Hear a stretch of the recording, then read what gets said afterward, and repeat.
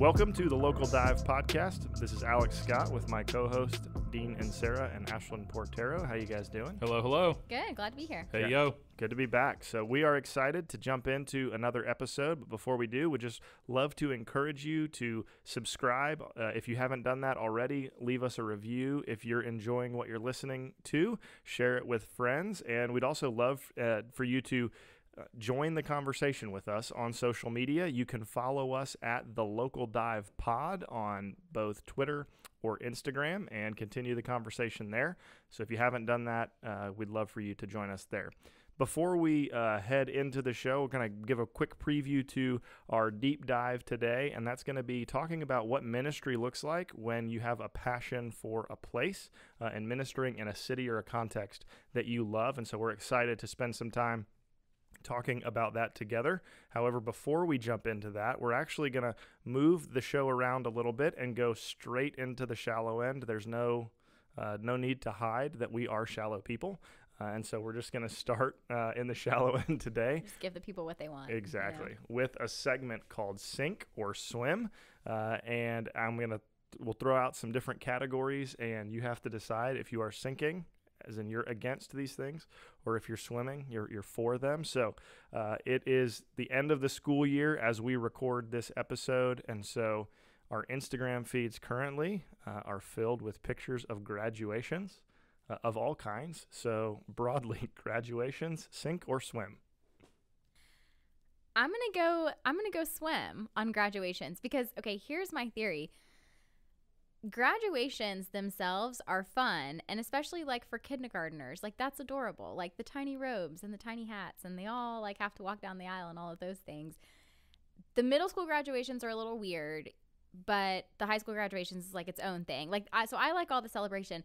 I think that social media is what has killed graduations for us. Like, social media brings out the worst in us when it comes to like being extra, and so I think graduations in and of themselves are fun. I think social media has not helped the feelings of extraness around graduations. So I'm going to say swim. I like them. Bring them on. I agree with you. I think it's a very good point on the social media aspect of what it's done to us. But I wish people could see my eye rolls right now on the first part of your answer, because I am like hard sink. I am cannonball with concrete around tied around my waist sink.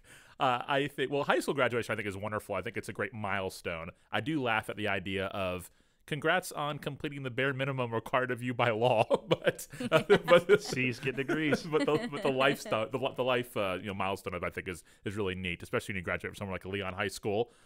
Somewhere sacred, somewhere sacred Speaking like of that. People seeing eye rolls, ours are pretty heavy on this end. Right. But to me, kindergarten and 5th grade and VPK and 8th grade graduation is just hilarious.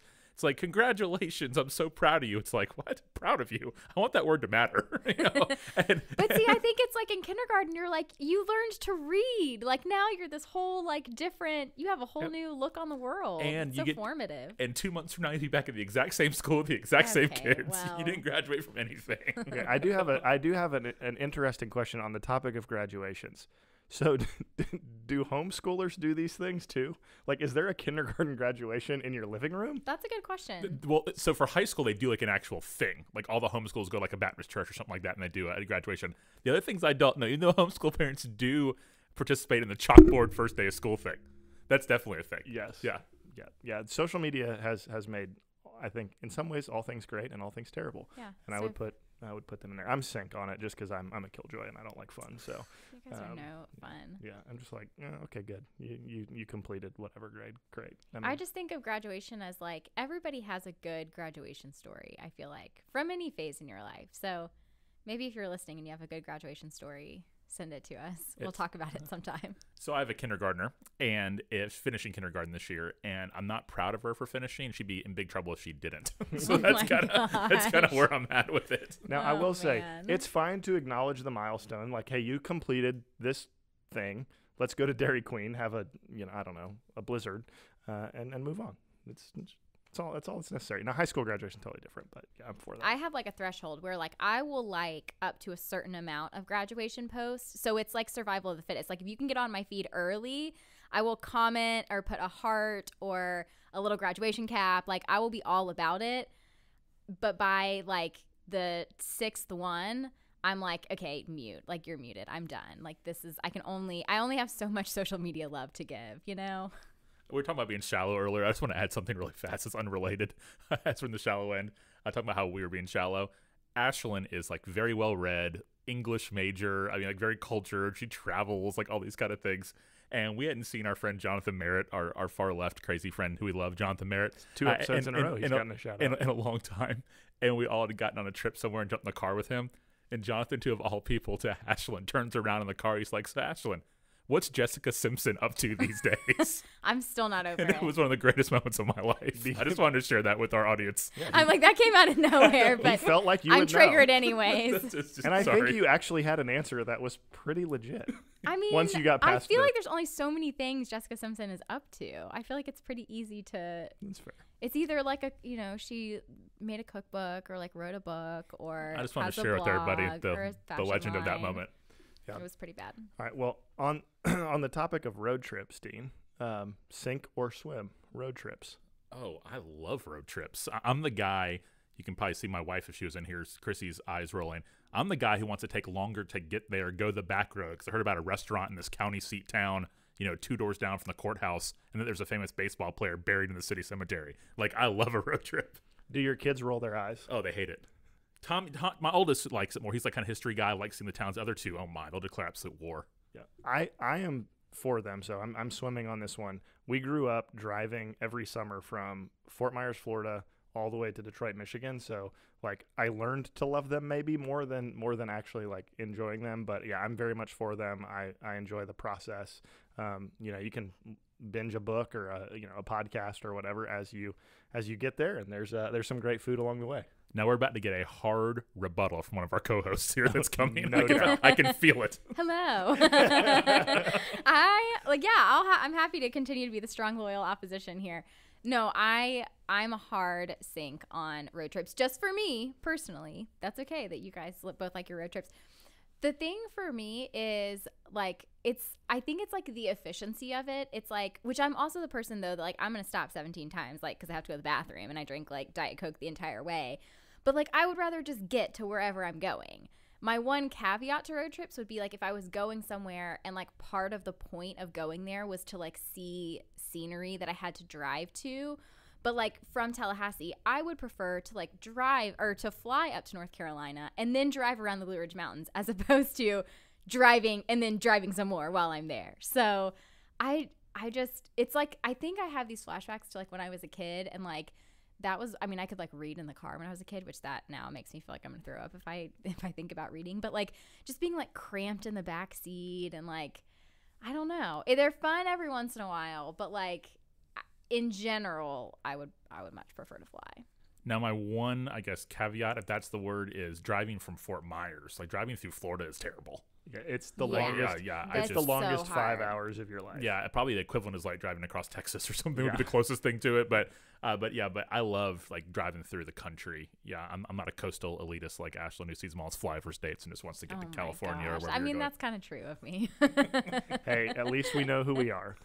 We know who we are. And how Jessica Simpson's doing. Yeah, and don't forget Jessica. Don't leave her out of this. This is an interesting segue because in the context of road trips, this is a very important category. When you're driving across the country or across Florida or wherever the case may be, wherever you're going, whatever your destination may be, you do get hungry. And so there is the, hotly debated topic of food in a gas station. Sink or swim gas station food. Okay, I just have to say that we're on episode 3, and I feel like we've already come back to gas stations. So, like, I just don't know if that's going to bode well for this show. Alex is disturbing how pro eating in gas stations he is. Well, I have some very, very important disclaimers and qualifiers. Like hot dogs on a roller, $2.79 for a hot dog combo, bag of chips, Polar Pop. I'm out. Like I'm not eating something that may have been on those rollers for like 9 hours. What about the Krispy Kreme cabinet? Oh no, hard pass. Hard pass. I'm going down the street to where the sign is on and it's a freestanding building. Ugh, no. But if the restaurant is in a gas station and there is a separate entryway, like I'll consider it. So a Dairy Queen in a gas station where there's like a wall with an opening that you have to walk through, I'm okay with that. I can handle that. I may entertain the Wendy's or the Arby's, maybe, that's there. It's going to be dependent on the cleanliness of the gas station, honestly. And then there's this other category of restaurants that also happen to sell gas. So Joe's in Kansas gas City. Station restaurants. Yes. No. There's a very, very important disclaimer. So there's like restaurants in gas stations, like Carl's Country Buffet, that's attached to like a pilot station. No way am I eating there. Gosh. Not a chance. But if you primarily sell food, but you also happen to offer gas, it's no longer it's like the company, or it's like the restaurant that sells York mints on your way out. It's just helpful, you know. Dude, that's your comparison. I don't know, it's the first thing that came to mind. I'm sorry. Well, I like Joe's in Kansas City is good and I enjoy it. But notice, like, we almost didn't go there and went to every other barbecue spot in Kansas City until the last second you worked it in. Yeah. Why? Because it's part of a gas station. No, it's a barbecue restaurant that also offers gas. You know, while we're talking about Joe's, I feel like my problem with Joe's is that like the like convenience store side, because would you say like there's definitely a convenience store side within that whole space? For sure. That is like sorely lacking. Like I feel like it just needs to go all in. I need like full convenience store, full restaurant, full gas station. No, it can't go full convenience store because then I have a problem with it. So I actually need your logic I is need flawed. limited options. Can we be really transparent for inappropriately for like 5 seconds? Sure. Would you poop in a gas station? Oh my gosh. Not my first choice. The success of this podcast maybe like depends on these answers. Not my, like, emergencies only. Like, I need to have like scheduled surgery coming and it's an emergency because of it. Gosh. Ashlyn, you do not have to answer that question. I'm on a plane, so I don't have That's to worry about right. that. And the answer for that is sure no. So Oh man. Moving on. yeah, that's all we had to say about that. Yeah, clearly we're shallow and we have problems. But if you like food at gas stations, or if you like restaurants that sell gas or whatever, you're welcome here. I have no idea how to transition into our deep end, but I think you just do. yeah, we're just going to go for it. So one of the things that we want to spend some time talking about is a passion for a place. And Dean, I know recently you tweeted about Philip Bethencourt and JT English going back to pastor in their home states. And why is this for you such an issue on kind of having a place where you're called to minister to be a place that you love and want to see reached? Yeah, no, I don't think this has to apply to everyone. This is just kind of a strong belief that I have. So I don't have a Bible verse that says you have to minister in a place that you've always wanted to go to and you love with all your heart. But like every pastor would claim they love the city they're in, but then 3 years later you're going to go somewhere else, or 5 years later you're going to go somewhere else. And I just struggle with that a little bit. Again, I'm not saying that's a scriptural rule. I don't think I'm the authority on that. But I love about what JT and Philip are doing is they're actually going home where they know people and they grew up and they love that area and their families are there, and their favorite college is there. And like they love it. Their sports teams, like for pro, like everything, that's their place. So they're not just going to work a job. I'm not saying that guys that do that are, but the question, I think it's a fair question to ask. It doesn't get asked enough though. I think one thing in some of our Christian culture kind of conversations is there's certain topics that are taboo that people just don't go there. And one of those is it really healthy? And is it really what God has prescribed for us to kind of be professionals in how we approach churches? Like go from this church to the next bigger one to, the more notoriety, more money, all those type of things. And the question is, what does it look like to really root yourself somewhere and have an actual passion for where you live? So Philip wouldn't have left the ERLC to go pastor randomly anywhere.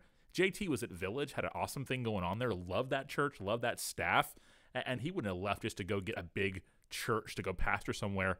He left because he got a chance to go back to Colorado where he's from.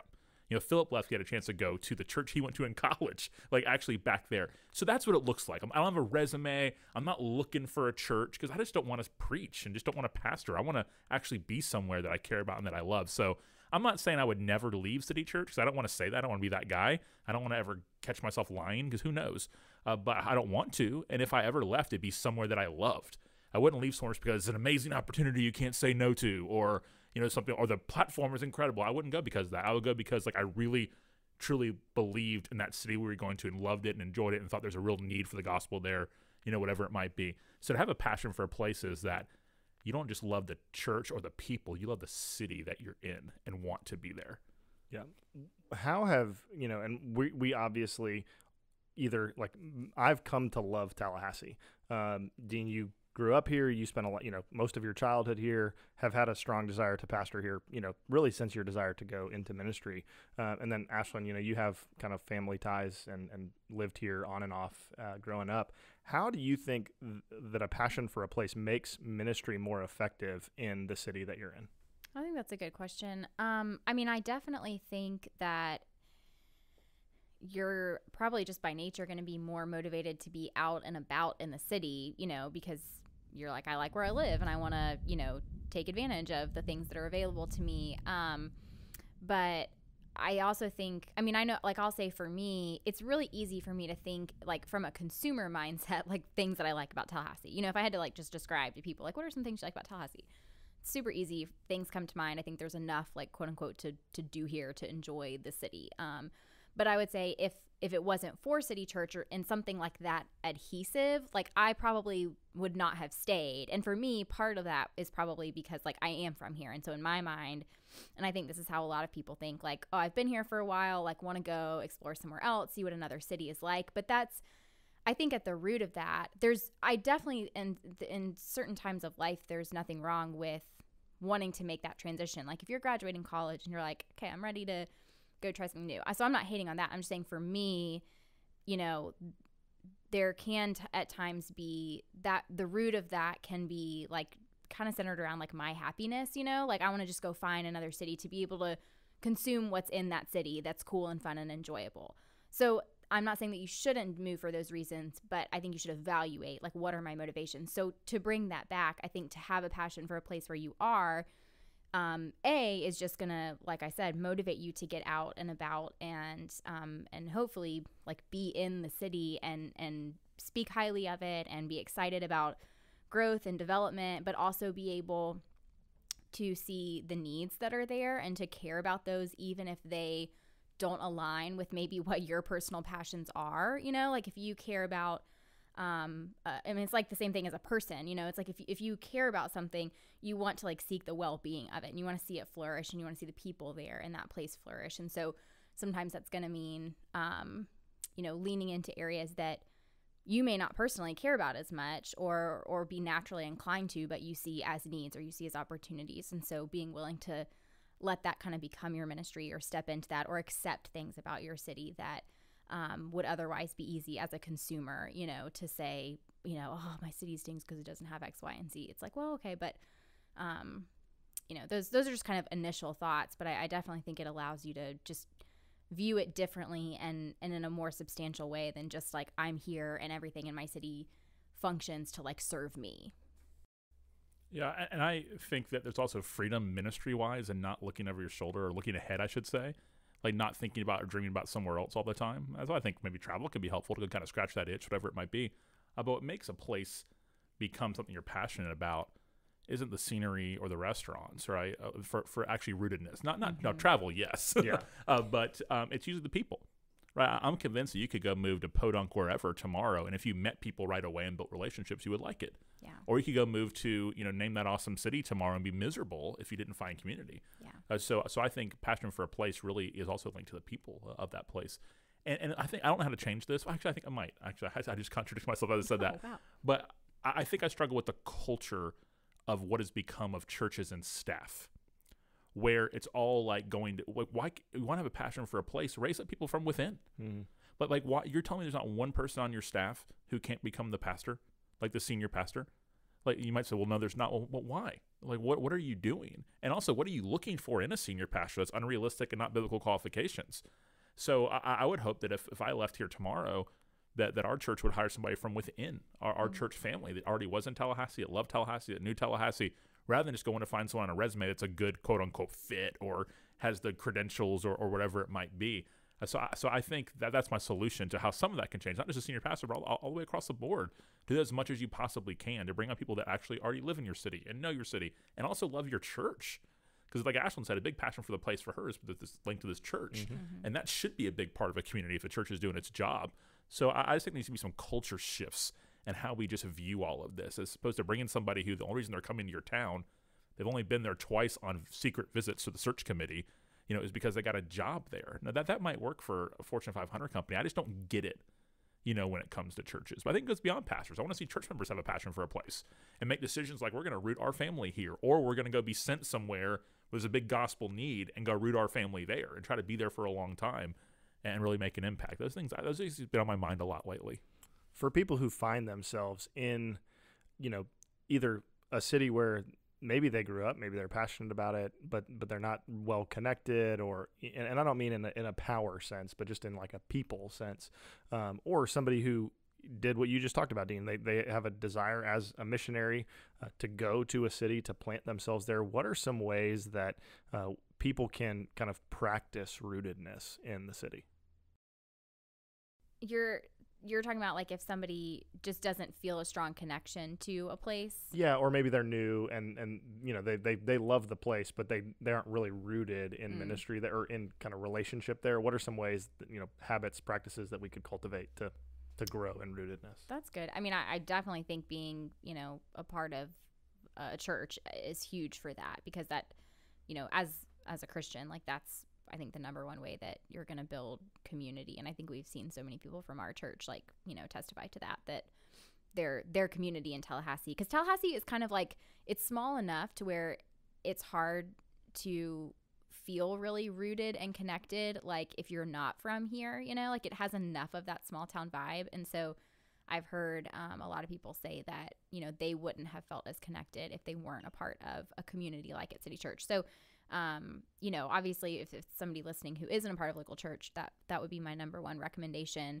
And also like there are, it's not gonna be the same, but there are other ways to, to find other experiences of community too, whether that's through networks or, book clubs or, hobby groups or whatever it is. So I would definitely say kind of going back to what Dean was saying, putting yourself in the way of getting to know people is really good. And something that I just not always, but like from time to time we'll kind of rediscover is that I really don't know as much about what's going on in Tallahassee as I think I do. It's kind of easy to be like in the fall, the few things to do are go to football games, go to restaurants, go to a concert at Cascades, and like that's it. And it's like that is not true. There are so many things. And Tallahassee has a lot of cultural opportunities, but there's so much more going on. And so if you are in a place where you actually do sort of know and I'm not just talking about entertainment, but I'm talking about like ways to be around people and to kind of find like your group or your niche, or, we all have different interests and things like that. If you actually do know like, okay, this is what's available to me, like, and you're not like in a big city, I do think just, being able to develop relationships, to open up your home to people, like to bring people in, because if it is all about people, then we're trying to get to know people, and it's not just about the experiences that I can have all the time, but the relationships that I can build. I also think taking like personal responsibility to whether it's to meet a need or just to, try to move the needle in your city in some way, like in small ways. And I was actually reading an article. It was an older, by older, like probably 3 years old, on that's really old in the internet world. That's internet yeah, talk, in today's historical memory, on the Ethics and Religious Liberty Commission website, and they were talking about Donna Gaines, who is a woman in the SBC, female leader, and her husband is Pastor Steve Gaines. But somebody was doing a report on her program, her literacy program that she has in Memphis called Arise. I think it's Arise to Read is what it's called. And I love this quote that she had where she was talking about how 2 of the school districts merged, and there's a lot of like fear and just like concern over like what that was going to mean for families and for students and schools. And she said that, she was having a quiet time and just kind of praying, and the Lord just brought this thought to her mind that said, this is your city and these are your children. And so what are you going to do about that? And I just thought, wow, that's really powerful that there's this collective ownership and personal responsibility that, even if I don't feel rooted in my city, or even if I don't feel like I'm, getting anything out of the place that I live. Well, what am I investing in it, and what am I taking ownership of? And sometimes you just have to do that and see if it sticks. Do I think that there are times where the Lord might lead you, or you just might decide, like it's time for me to move on to another place, or I get another opportunity? Like, sure. But I think until we've exhausted those options of trying to take some responsibility and like serving your city and taking something upon yourself, I mean, I think we see that in all areas of life. When you actually take on a burden, like all of a sudden you have a lot more responsibility and obligation to a place, and that just naturally roots people. So that was really challenging to me reading that article.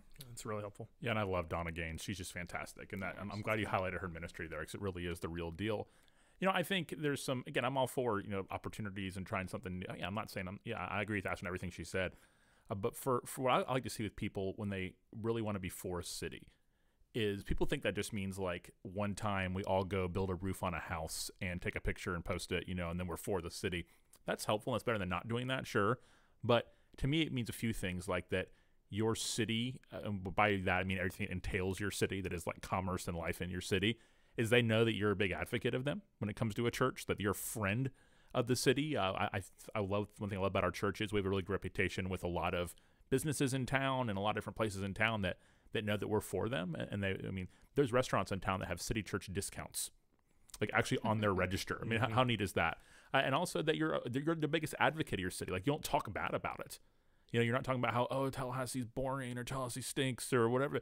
I just wish I lived in Atlanta, or if you're in Atlanta, it's, oh, Atlanta stinks. I wish I lived in New York. It's just too southern or whatever, whatever it might be. That like you're the advocate. Doesn't mean it's perfect. Doesn't mean you're in denial about it, but that you're this is your place. We like to have pictures of Tallahassee in our home. I think this is like where we live. This is what it doesn't mean it's perfect. Doesn't mean it doesn't have its issues. Doesn't mean there aren't times where I would like to get on a plane and go live somewhere else for a little while. But God has put me here. And so I didn't just want to plant a church. I wanted to actually plant a church in Tallahassee. And my preference, if I wasn't going to be pastor of this church, my first preference would be to find another job in Tallahassee and stay here and be a part of a great church than it would to go pastor a church somewhere else. That'd be my first preference. And I think sometimes this kind of mystic language of calling to ministry can fog that for people. And they use that as an excuse to maybe go pastor somewhere that they have no heart for, don't care about. It's just, they just want to preach, and that, I don't see that as a call to ministry. Yeah, I know for me, like when I moved to Tallahassee, I thought I was going to be here for college and then, move away. And really, like when I moved here, I didn't have a car because I was on campus, and honestly, I thought Tallahassee was kind of like terrible, but that's because it was, the sort of like college. You hadn't been past like Tennessee and Monroe. Exactly. I was in this tiny little, university bubble that was just kind of, fast food restaurants and bars, and I was like, oh, well, I don't know why anybody would live here. And but then I got connected to the church, and through getting connected to the church, I met local people, and really I began to see not only like the people in the church as my community, but the people around me truly as a mission field. And I was in college, and I think my view of mission and things has dramatically shifted in that time. But I really kind of just learned to love the city and learned to love because of the people that were here. And so, that meant doing things in and around the city and exploring more of kind of, Ashlyn, you were talking about like knowing what's going on. Not that you're going to be involved in everything, but that you are involved in something, whether that's to see your city flourish or just to participate in life where it's happening. And so, that was something for me that as the more kind of ingrained I got in just the life of the city, and the more I was out and about and the more I was with people, the more I really grew to love and feel like Tallahassee was my home, much more so than, Fort Myers, where I grew up. No, I love that. And also some practical things you want to get rooted into place.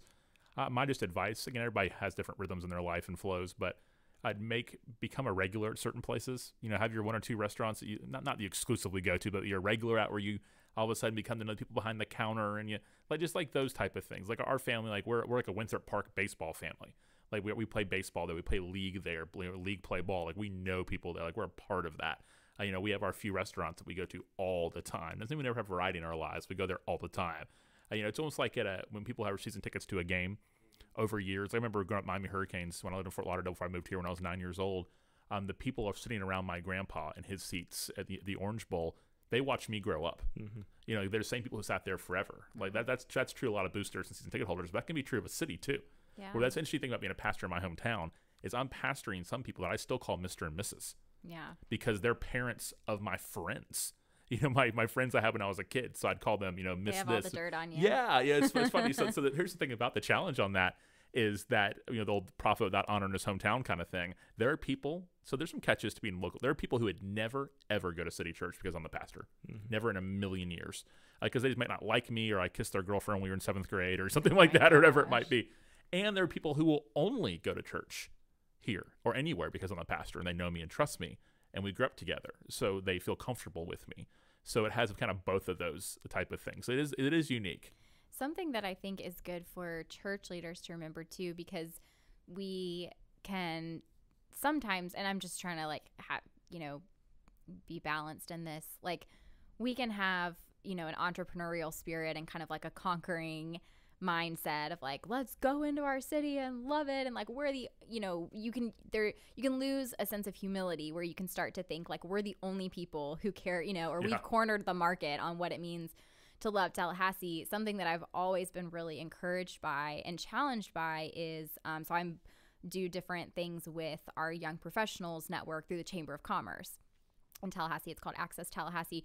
And that is such a good reminder that like there is always somebody who is trying to be for the city more than you. Mm-hmm. Like there's always someone who has a better understanding or just a different understanding. Maybe not always a better understanding, but like, you know, there are so many people in Tallahassee who love Tallahassee, and a lot of those people are not believers, are not connected to the church. And so I think there's also you know, a humility that we have to have of like, how can we learn from those people? I remember one time we were at an event and they were talking about needs for being involved in some type of city project. I can't remember what it was, but somebody said that'd be a great thing for a church to do. And they knew that I was there. It was kind of like a pointed remark. And it like my inside was to be like, here's the 57 things that we're doing really well already. Okay. You know, like, but I thought about it and I was like, that's true. Because if somebody is like, what an honor for somebody to say, hey, here's a need over here. And I see that your church probably has the resources and the people to do it.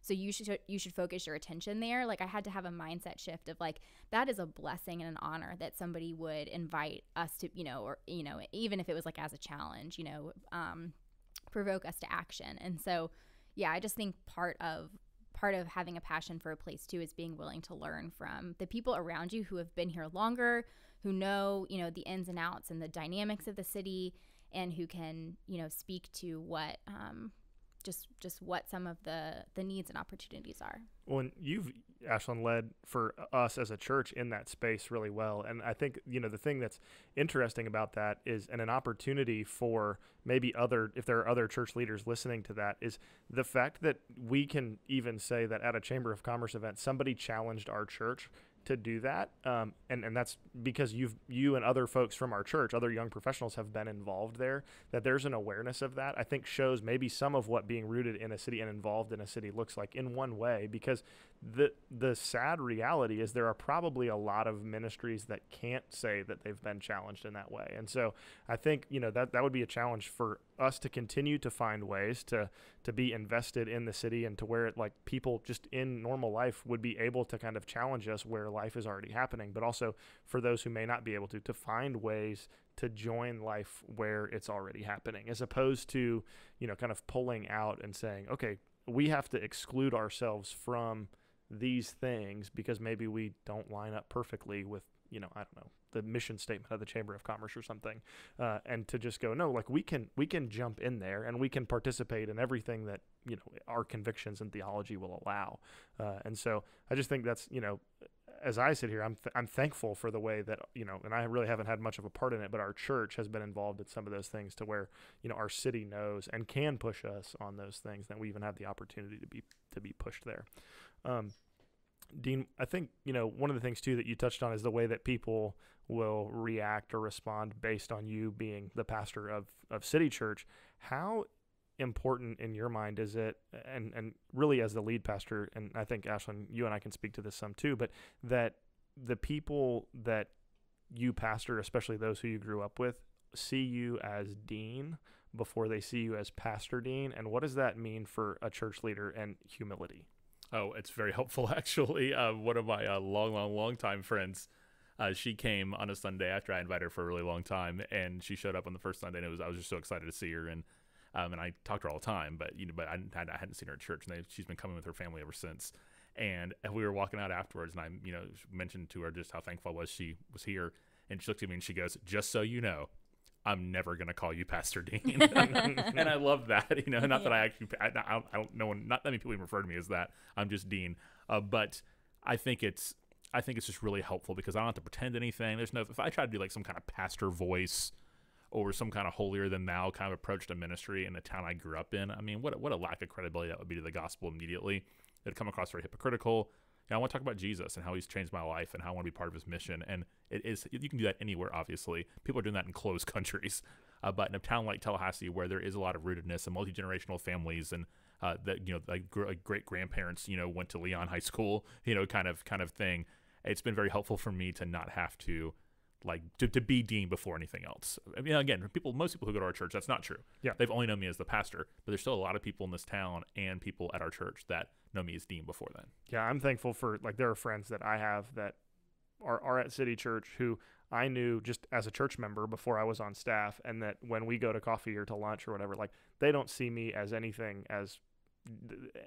other than Alex, just having lunch with a friend. And that's really helpful for my soul, even just to have somebody sit down and go, yeah, you're just a normal random dude who just happens to work in ministry. It's just really helpful. They'll tell you a lot more too. That's what I've learned. They'll sit down and tell me things they would never tell a regular pastor. Yes. Yeah. Do you have any thoughts on that, Ashlyn, as you've seen that from your perspective? Yeah, I mean, I would just echo what you guys said. I think people want to see, to maybe use an overused word right now, people want to see authenticity, and but I also think it's disarming to see, okay, this person goes, I can see this person at Publix and at, a local restaurant and at church and, and just kind of running around people. It's easy.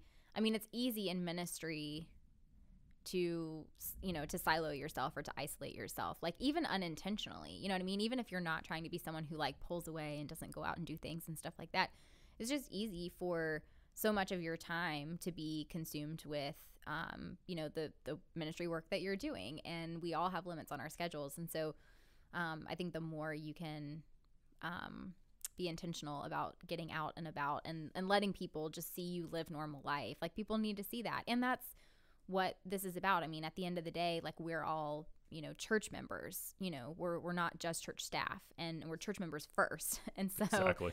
That, to think about it in that perspective is really helpful for me in the church and outside of the church, because I want people to see that I love one of the things, and I'm sort of shifting to inside of our church, but one of the things that I like that we do is that we give staff the opportunity to go to an equip class, which for us is teaching through the Bible for people listening, just to give them context for that, or to attend different things. And most of the time we're serving at those things, we're on, so to speak, but to have those opportunities as well is really helpful. And then also outside of the church, to just be able to go out and live normal life. Those are really important things, because I mean, back to your point, Dean, if none of us were on staff at City Church, we would, Lord willing, hopefully still be a member of this church and serving in some capacity. And when I think about that, that's very quickly, you're no different than anybody else who is coming to City Church. And so we've got to, yes, we do have, that's sort of a broad statement. We do have different responsibilities and different weights and burdens to carry and things like that. But we also are church members. And so we need to be able to live life with our church members. Yeah, there's something, I think, for us as a church, we've tried hard not to over program. Not that programs are bad. That's actually oftentimes how people are connected. And so, to just be anti-programs is, we obviously have things that we do as a church to help people connect, to help people have community, to help people grow in their relationship with the Lord. But at the same time, we've held that tension where we have been able to allow people to continue to be engaged in the city. and to live normal lives in the city. And so I think that would be just a challenge as we think about what it means to be passionate about a place and to be rooted in a city, to give yourself margin to take place or to take, a part of life in the city and in the place that you're in, and to continue to live that out.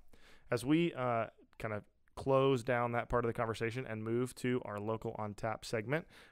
This is where we kind of dive into really Tallahassee locally, and we seem to have some sort of a food theme with this so far. And so if you had $50, Dean, Ashlyn, to go breakfast, lunch, and dinner anywhere in Tallahassee, like you have $50 for the day, where are you going for each meal, Ashlyn?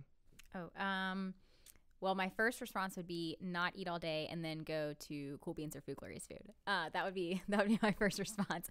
But in actuality, if I had to eat every single meal out, I would go to Bagel Market for breakfast, and then I would go.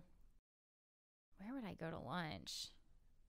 It'd be at 4:00. I was going to guess Hopkins for you for lunch. I do. I love Hopkins. That would be a good one. Maybe somewhere like that. Oh, Hopkins or Fresh Roots, both great sandwich places in Tallahassee. And then for dinner, I would maybe do Table 23.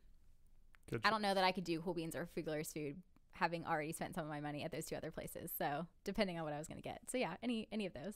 I'm starting my morning with a chicken biscuit at Chick-fil-A for breakfast. Oh my goodness. Zero shame in that. In your booth? In my booth, you better believe it. Mr. Johnny give me refills, and we're allowed to get back there again. Because you can have a reward, so maybe you didn't even pay for it. That's very, very possible.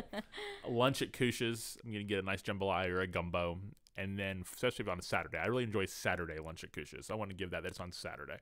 And then for dinner that night, I'm going to go to Sage. And we actually do this regularly, where afterwards we get in the car and then right over to Food Glorious Food for dessert. Took my answer. That's my day. Yeah, I'm going breakfast. I was going to say Chick-fil-A, so I kind of feel cheated there. But this is what I guess I get for going last. And then I would be doing lunch. You know what? Here, I'll change my answer. Lucky Goat, coffee, and a pistachio muffin for breakfast. Keep things light. Going to Bradley's for a sausage dog in the afternoon. And then I'm doing dinner at Cool Beans, dessert at Food Glorious Food. So you won't eat a hot dog at a gas station, but you'll drive miles east to go eat a hot dog. Yes. It's a sausage dog. It's not a hot dog. There's a difference. Okay. And a building that may burn down for fire or fire code at any moment. It was built in 1908 or something. A country store is totally different than a gas station, though. We have to fair. give some credit to Bradley's. And it's a local place. Like it's wonderful. So awesome. Well, that's how we would spend our day and eating around the city. We're grateful that you would join us for another episode of The Local Dive. We hope you'll join us next time, and we'll see you then.